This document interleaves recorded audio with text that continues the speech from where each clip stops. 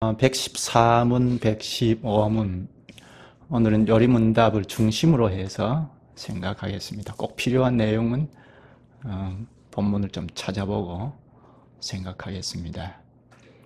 특히 115문, 왜 그렇게 엄격히 십계명을 설교하게 하시느냐 하는 이 내용을 놓고 생각하겠습니다.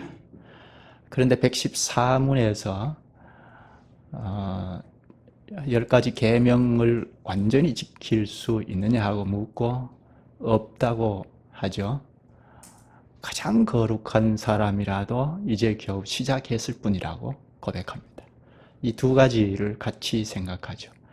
계명을 지킬 수 없다 하는 것과 그리고 115문에 왜 그렇게 엄격히 십계명을 설교하느냐 하는 문제, 두 가지를 생각하죠. 먼저 114문을 생각하죠. 그런데 하나님께 돌아온 사람이 이 계명들을 완전히 지킬 수 있습니까? 여기 이 계명들은 10가지 계명 전체를 말하죠. 지금까지 우리가 배운 10계명 전체를 말합니다. 이 계명을 완전히 지킬 수 있느냐 하고 묻고 없습니다 하죠. 이것은 우리가 10계명을 쭉 배워오면서 이미 고백한 내용이죠. 우리가 이것을 완전하게 지키기가 참 어렵다. 참 어려운 것이다. 지킬 수 없다 하고 고백을 했죠. 10계명을 완전하게 지키는 사람은 한 사람도 없습니다. 그래서 의인은 없나니 하나도 없다 했죠. 다 죄인이기 때문에 하나님의 계명을 다 지킬 수가 없습니다. 죄인 할 때 우리가 생각해야 할 점은 지각이 타격을 입었다 하는 것을 생각할 필요가 있습니다. 하나님과 관계에서 두절되었기 때문에, 죄를 지음으로 하나님과 관계에서 두절되었기 때문에 지각에 심각한 타격을 입어서 무식해졌다. 하나님을 향해서는 무식해졌다 하는 것을 생각해야 합니다. 하나님을 알지 못하니까 하나님께서 하신 말씀도 알지 못해서 못 지키죠. 또 하나는 무능해져 버렸다 하는 것도 생각해야 합니다. 안다 하더라도 무능해져서 지킬 수 없다는 것을 생각할 수가 있습니다. 그래서 하나님의 계명을 완전하게 지키는 사람이 한 사람도 없습니다. 물론 하나님께 돌아온 사람은 계명을 지킬 수 있습니다.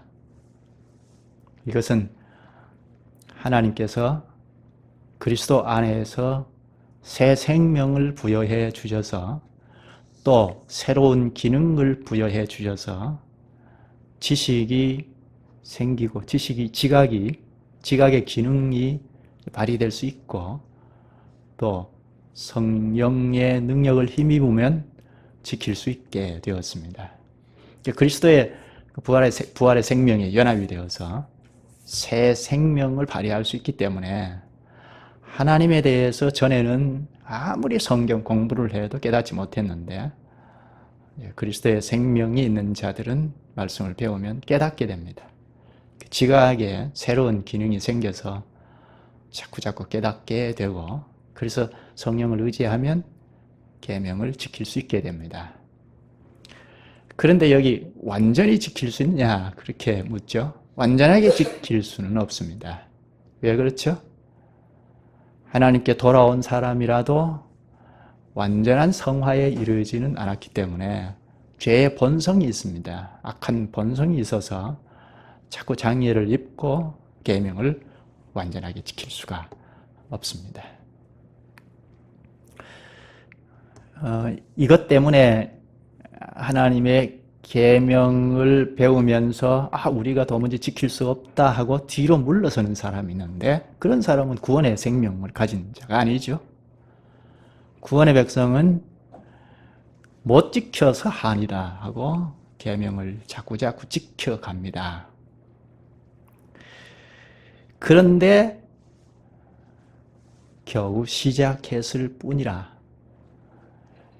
늘 지키고 가지만 시작했을 뿐이라고 합니다. 그래서 여기 114문에도 가장 거룩한 사람이라도 겨우 시작했을 뿐이다 하고 고백하죠. 겨우 시작했다는 이 말은 좋은 말입니까? 나쁜 말입니까? 겨우 시작했다. 되게 부정적으로 쓰이죠. 겨우 시작했다. 그런데 여기 요리문답에서는 겨우 시작했다는 말은 우리를 위로해 주는 말입니다. 왜죠? 시작했기 때문에 목적지가 있다는 것입니다. 시작도 안 한 사람과는 전혀 다릅니다. 시작했기 때문에 쭉 달려가다가 목적지에 이른다는 것입니다. 성도들의 목적지가 어디죠? 영원한 영광의 나라이죠. 영원한 영광의 나라를 향하여 시작했기 때문에 겨우 시작했다는 것은 우리를 위로해 주는 말입니다. 이제 이 세계를 달려가다 보면 영광의 나라에 이릅니다. 그때는 하나님 앞에 여지를 두지 않고 하나님의 계명을 다 완전히 지킬 수가 있게 됩니다. 그날에 완전하게 순종하는 것과 비교해서 이 땅에서 계명을 지키는 것은 겨우 시작했을 뿐이라는 고백을 한 것입니다. 그러나 겨우 시작했다는 고백은 이 세상 사람들은 도무지 할 수 없는 고백이죠. 세상 사람은 시작도 할 수 없는데 우리는 시작하여 달리고 있습니다. 이렇게 달리다가 영광의 나라에 도착하면 하나님의 계명을 즐겁게 다 지키게 됩니다. 그러므로 이제 겨우 시작했다는 것은 우리를 위로해 주는 말이죠.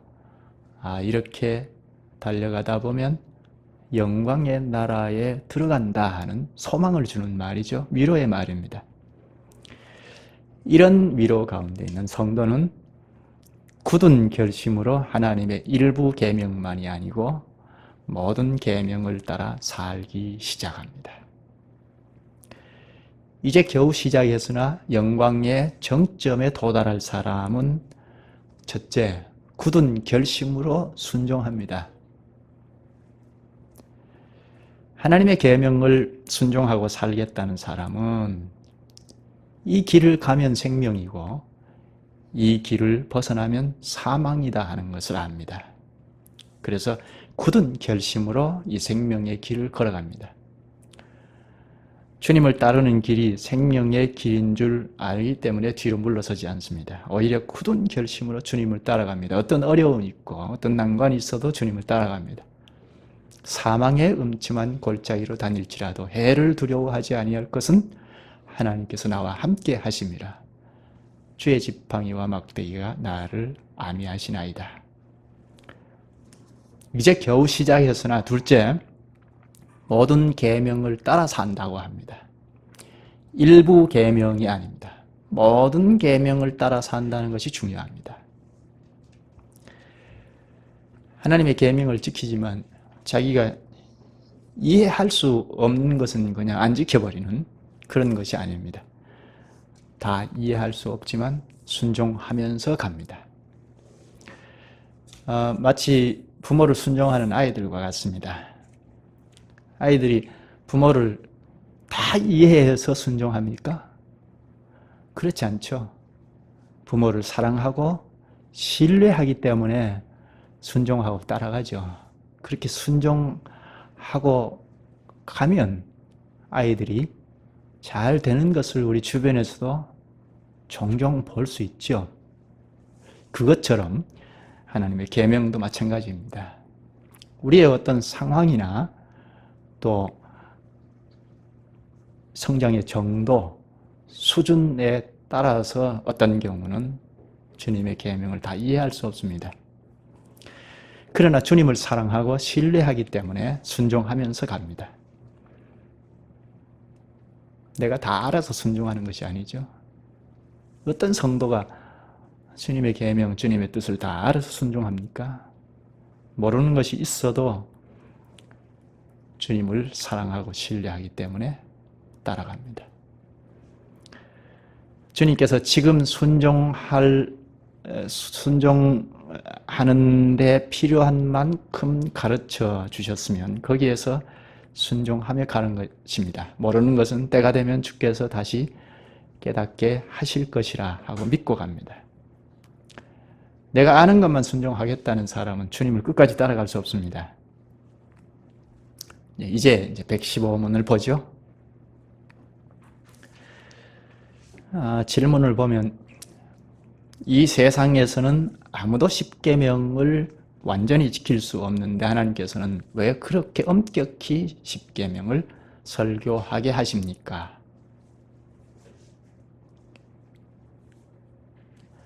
왜 그렇게 설교하느냐? 그 말이죠. 왜 그렇게 엄격히 설교하느냐? 이게 누구의 질문이죠? 시내산 아래에 모인 이스라엘 백성들의 질문입니까? 아니면 이 요리문답을 작성할 당시 16세기의 성도들의 질문입니까? 아니면 오늘 우리의 질문입니까? 누구의 질문이죠? 오늘 현실로 보면 우리의 질문이죠. 왜 그렇게 엄격히 설교하느냐? 우리의 질문이죠.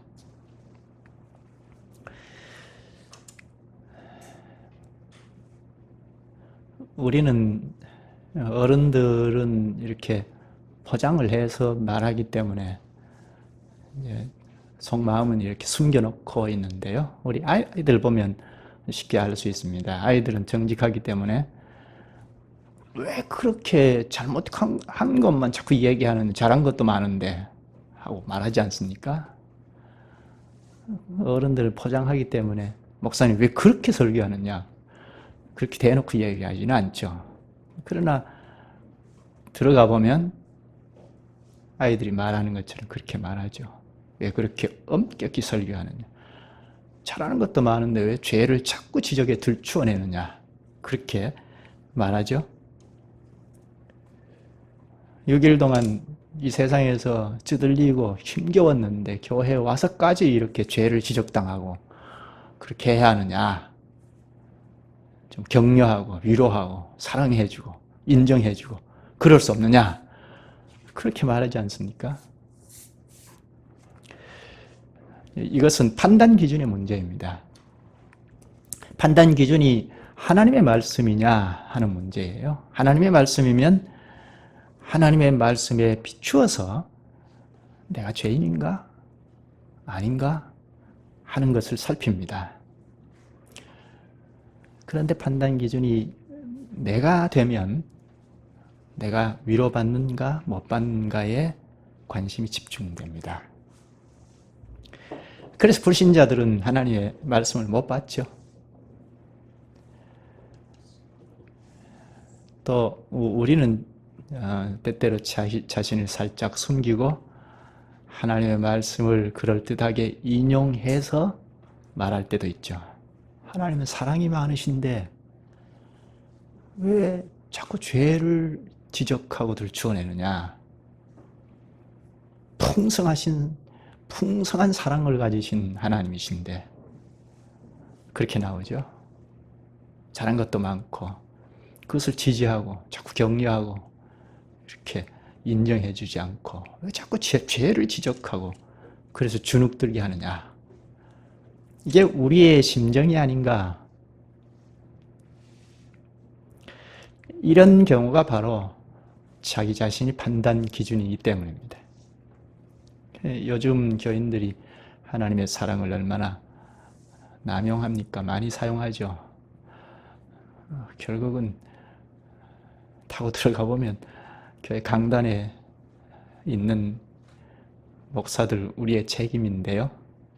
그렇게 가르쳤으니까 하나님 사랑이시다 하고 그걸 자꾸 부각해서 남용을 해왔기 때문에 그렇습니다. 하나님이 사랑이시다 하고 꺼내는 사람들 잘 보면 자기 자신이 책 잡히는 것, 잘못한 것이 많이 있는 사람들이 자꾸 사랑을 이야기하는 경우가 있습니다. 하나님의 공의와 의를 살짝 숨겨놓고 죄를 살짝 덮어놓고 하나님의 사랑을 들어서 인정하고 높여주기를 바랍니다. 이런 것이 다 개인주의 사회에서 많이 생기는 문제입니다. 우리나라도 과거와는 지금과는 많이 다르죠. 과거는 그런 경우가 적었습니다. 콩 한 쪽도 나눠 먹는다는 그런 시대였으니까. 근데 지금처럼 이렇게 개인주의가 만연한 사회에서는 나를 간섭하는 것 같은 것은 다 아주 민감하게 반응합니다.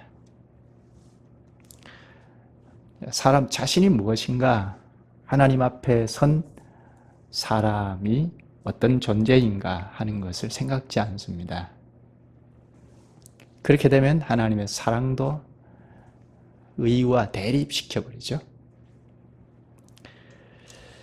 이런 문제가 오늘에만 있었던 것이 아니고 16세기에 이 요리문답을 작성할 당시에도 있었습니다. 율법을, 계명을 그렇게 엄격히 설교해야 하느냐? 지금은 율법 시대가 아닌데 은혜의 시대인데 성령의 은혜를 강조하고 나가야 할 시대인데 왜 계명을 엄격히 설교하느냐? 당시도 그랬습니다. 이런 주장은 언제든지 시대에 따라 옷을 달리 입고 나타납니다. 앞에서 읽은 출애굽기 20장 본문을 좀 보십시다.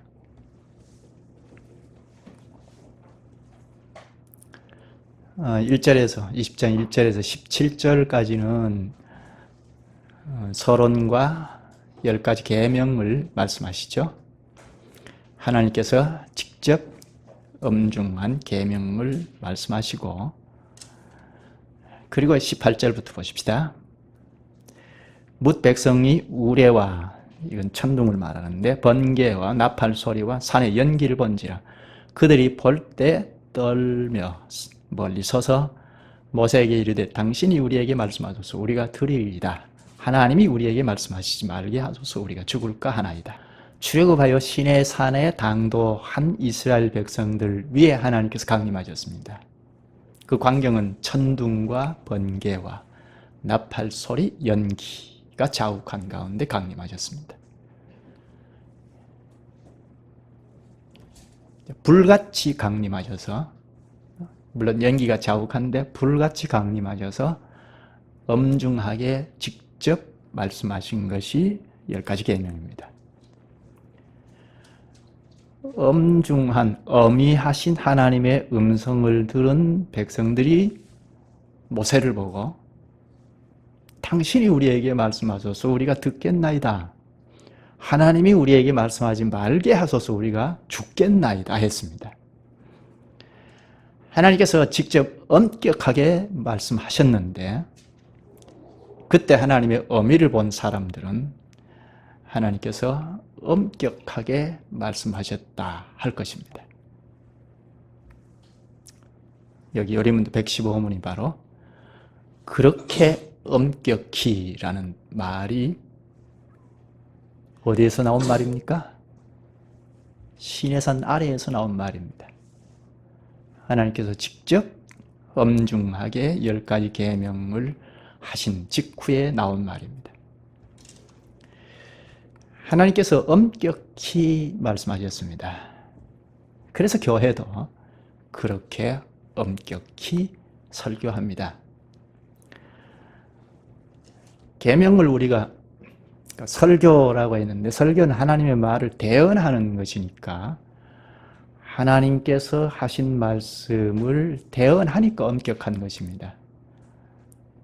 물론 목사가 자기 말을 엄격하게 하는 경우도 있죠. 그러면 그것은 옳지 않고 하나님의 말씀을 대언하는 것이면 엄격할 수 있습니다. 계명을 우리가 다 완전하게 지킬 수 없는 것이 사실입니다. 그러나 하나님께서 정하신 의의 수준을 조금 더 빼지 않고 그대로 전합니다. 왜 그렇죠? 우리가 지킬 수 없는 계명을 왜 그렇게 엄격히 설교합니까? 왜 그렇죠? 우리가 완전히 지킬 수 없는데 왜 그렇게 엄격히 설교하느냐? 이유가 어디에 있죠? 표준이기 때문입니다. 표준이 없으면 교회가 어디로 가야 할지 잘 모르죠. 한 시대를 그냥 방황하고 말죠. 표준이 있어야 특히 나의 부족이 무엇인지 어떻게 그 수준으로 올라갈지를 알 수가 있습니다. 그게 살아있는 성도이고 살아있는 교회이죠. 여기 그렇게 엄격히라는 말은 그것보다 더 엄격할 수 없다는 것, 또 그것보다 낮게도 아니고 하나님께서 가르쳐 주신 그만큼 엄격히라는 말입니다.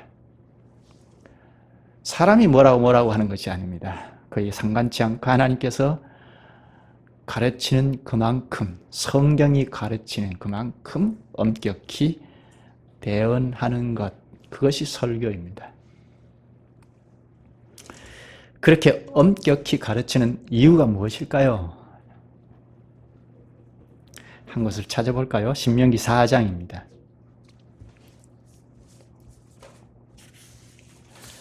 신명기는 여기 시내산 아래에서 모인 이때로부터 40년 후이죠. 앞에서 신명기 5장을 읽었는데요. 그 바로 앞장입니다.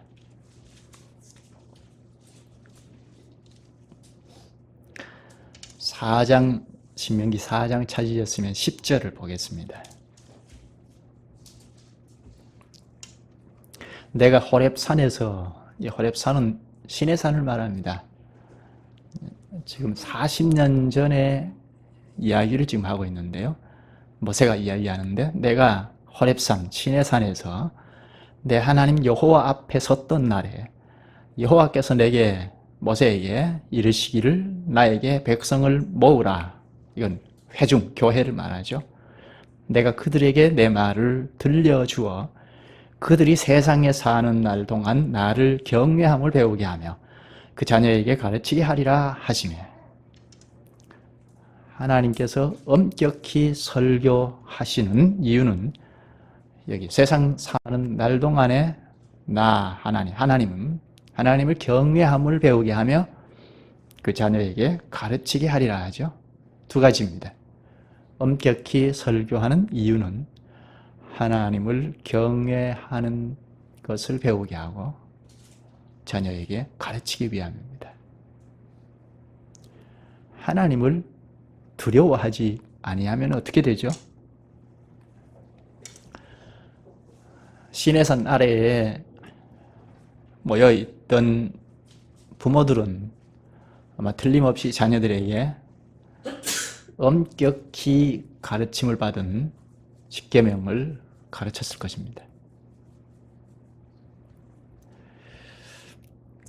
하나님을 쉬운 분으로 가르치면 하나님을 두려워하지 않습니다. 아이들을 교육할 때 그저 하나님을 쉽게 쉬운 분으로 가르치면 두려워하지 않습니다. 두려워하지 않으면 어떻게 됩니까? 하나님을 두려워하지 아니하면 쉽게 죄를 짓습니다. 죄를 쉽게 짓는 사람들을 보면 하나님을 두려워하지 않습니다. 죄를 아주 쉽게 짓고 살아갑니다. 그런 것 때문에 아이들에게 하나님을 두려워하는 것을 가르쳐야 합니다. 엄격히 가르칠 때 얻는 유익을 115문에서 두 가지로 가르칩니다. 115문을 보면 이 세상에서도 아무도 십계명을 완전히 지킬 수 없는데 하나님께서 왜 그렇게 엄격히 십계명을 설교하게 하십니까? 하고 묻는데, 첫째, 평생 동안 우리의 죄악된 본성을 더욱더 알게 되고 그리하여 그리스도 안에서 사죄와 의로움을 더욱더 간절히 추구하도록 하기 위함입니다. 율법을 엄격하게 가르치면 우리의 죄악된 본성을 더욱더 알게 된다고 합니다. 우리의 죄악된 본성을 아는 것은 하나님의 말씀을 엄격히 가르치는 데서 가능합니다.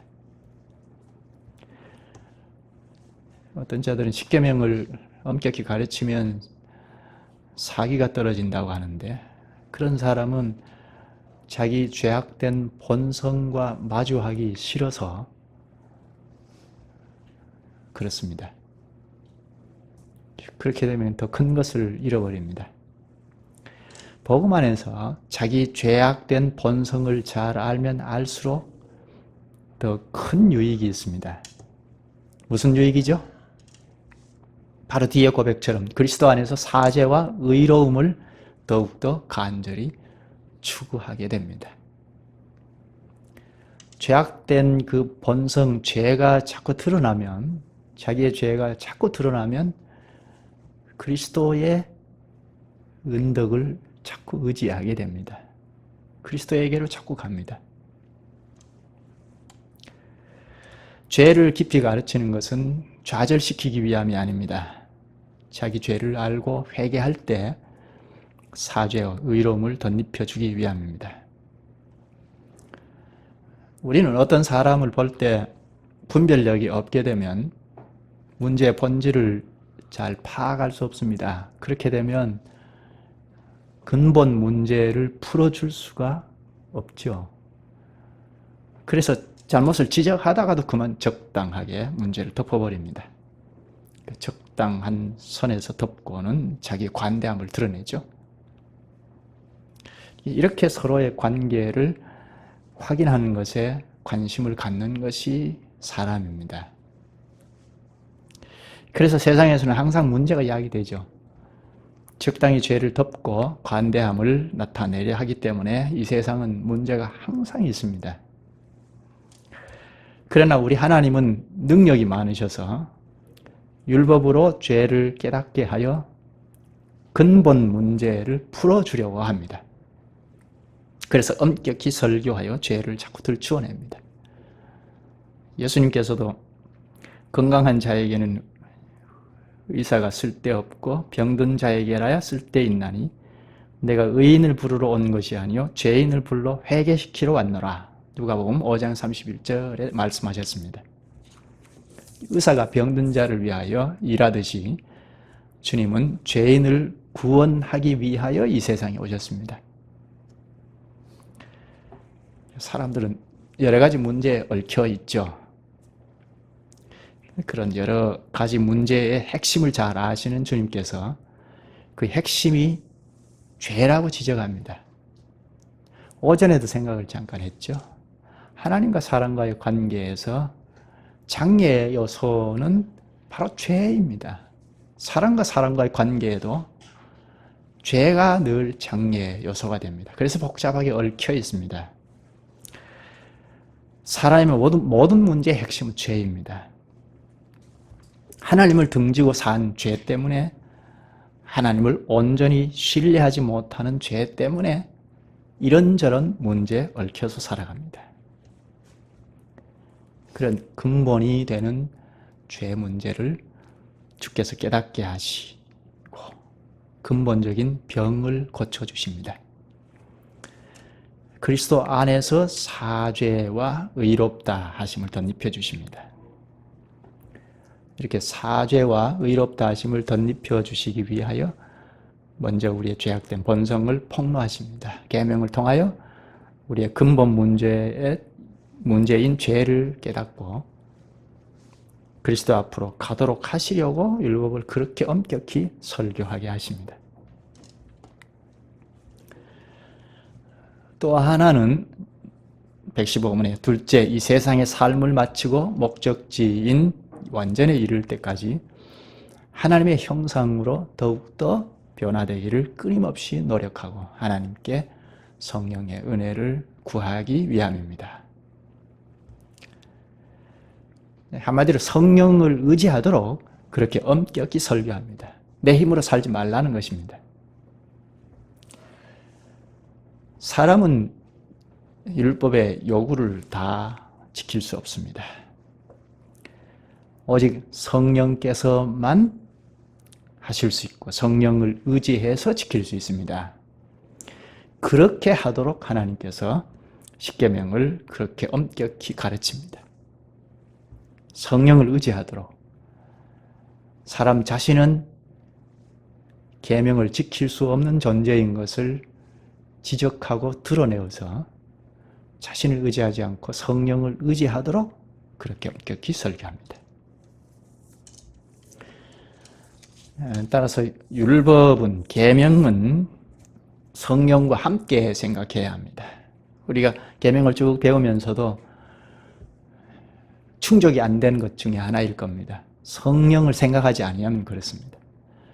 계명은 성령과 함께 생각해야 합니다.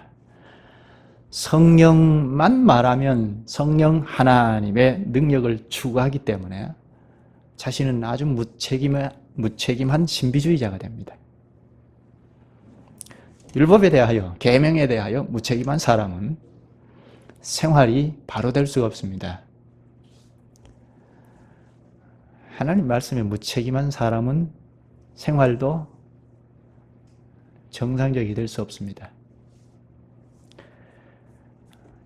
계명의 말씀을 무시하고 성령을 말하는 사람은 일관성이 없습니다.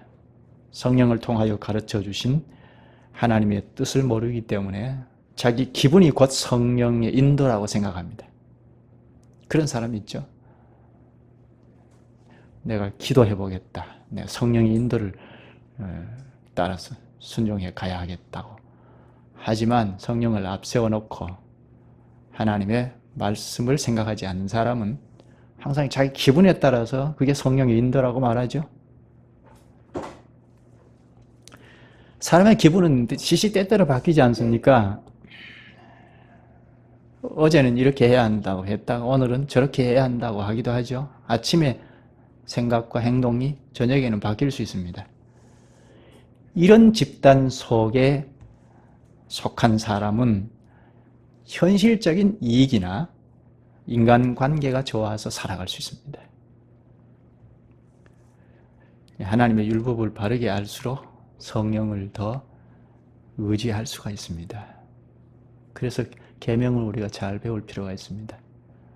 계명을 자꾸 깨닫고 깨달으면 나는 무가치하구나 하고 자신을 절대 의지하지 않고 하나님의 능력을 의지합니다. 나의 힘으로는 율법의 요구를 행할 수 없다는 것을 알 때 성령의 은혜를 간절히 사모하고 성령을 의지합니다. 성경의 저자가 성령이기 때문에 성경 말씀을 엄격히 배울수록 성령을 더 의지합니다. 그래서 성령 안에서 율법을 지킵니다. 이제 그렇게 엄격히 설교하는 이유를 알게 됐죠? 이해할 수 있죠? 바로 우리를 위함입니다. 우리 죄가 폭로되어 주님을 더 의지하게 하려고 엄격히 설교합니다. 따라서 하나님의 말씀이 설교될 때 나의 죄가 드러나게 될 텐데 그때 변명하거나 숨기려는 것보다 그것은 옳지 않죠. 정직하게 인정하면서 주님 앞으로 나아갈 필요가 있습니다. 내가 하나님의 말씀을 무시했습니다. 반만 지켜왔습니다. 하고 고백하면서 나오면 주님께서 사죄와 의로움을 주시고 성령의 은혜를 입혀 주십니다. 여기까지 하죠. 자비하신 주님, 엄격히 가르치는 주님의 말씀을 잘 받으면 저희 죄를 깊이 깨닫고 주님의 은혜 가운데 들어가게 됨을 가르쳐 주셔서 감사옵나이다. 엄격한 말씀을 들으면서도 새로운 것이 없다고 하는 어리석은 자가 되지 않게 하여 주옵소서. 엄격한 말씀은 저희의 죄를 깨닫게 하기 위함이고 또 주께서 용서해 주신 은혜를 받아서 위로를 얻게 하기 위함인 것을 저희가 늘 인식하게 하여 주옵소서. 참교회는 언제나 하나님의 말씀을 엄격히 가르침으로 성원들의 죄를 드러내고 또한 주님 주시는 은혜를 더 받아 누리게 하고 이러한 시작이 영광의 나라를 더 가까이 나아가는 참 백성이 되는 것을 알 수 있게 하시옵나이다. 이러한 신앙의 전진이 저희를 안전하게 하는 줄 잘 알게 되어옵니다. 영광의 나라를 앞에 두고 좌우로 흔들리지 않고 전진하는 가운데 주의 계명을 완전히 지키지 못하는 저희이지만 성령의 능력으로 계명의 전부를 지키면서 전진하게 하시옵나이다. 예수님의 이름으로 기도하옵나이다. 아멘.